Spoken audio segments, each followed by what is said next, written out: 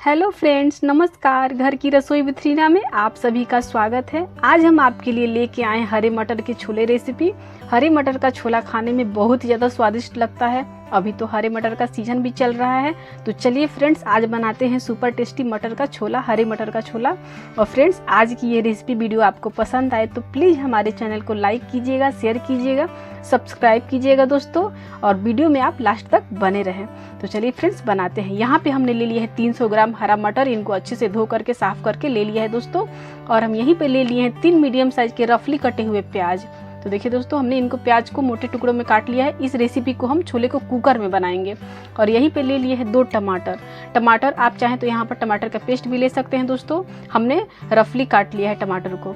और देखिए दोस्तों, यहीं पे हमने देखिए ले लिए हैं मसाले। तो यहाँ 1 चम्मच धनिया पाउडर ले लिया है दोस्तों। देखिए 1 चम्मच हमने जीरा पाउडर ले लिया है, और आधा चम्मच हमने ले लिया है किचन किंग मसाला। ये सब खाने वाले चम्मच से हमने लिया है।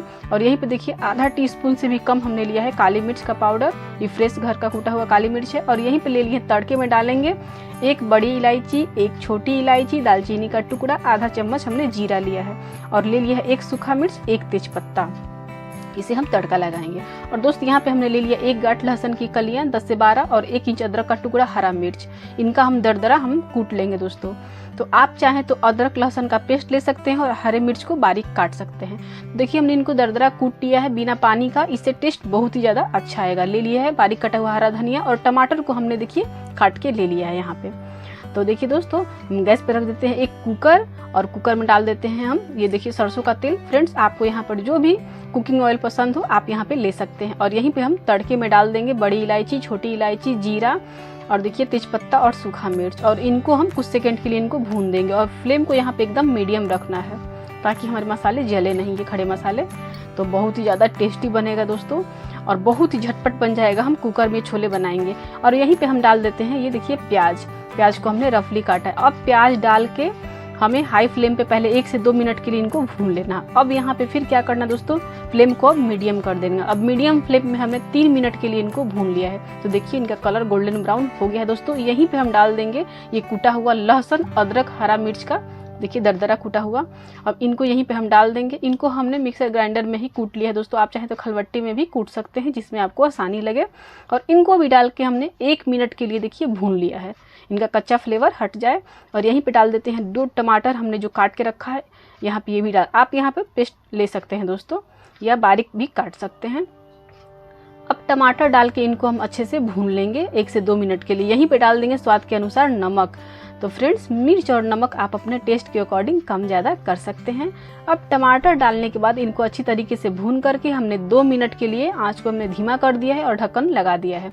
देखिए दोस्तों 1 से 2 मिनट के बाद दोस्तों आप चाहें तो तड़के में हींग डाल दें। हम अभी डाल रहे हैं हींग जरूर डालें 1 चुटकी, बहुत ही ज़्यादा खुशबू बढ़िया आता है, खाने में टेस्ट भी बहुत ज़्यादा लगता है। और यहीं पे डाल देंगे ये हल्दी पाउडर डाल दिए दोस्तों। यहीं पे डाल दिए हैं काश्मीरी लाल मिर्च पाउडर, एकदम थोड़ा सा हमने डाला है दोस्तों। और यहीं पे देखिए दोस्तों हम ये डाले हैं मसाले, तो धनिया पाउडर, जीरा पाउडर, किचन किंग मसाला देखिए दोस्तों हम सब डाल देंगे। और यहीं पे तीखी वाली मिर्च डाले हैं दोस्तों आधा चम्मच। तो देखिए तो हमने डाल दिया।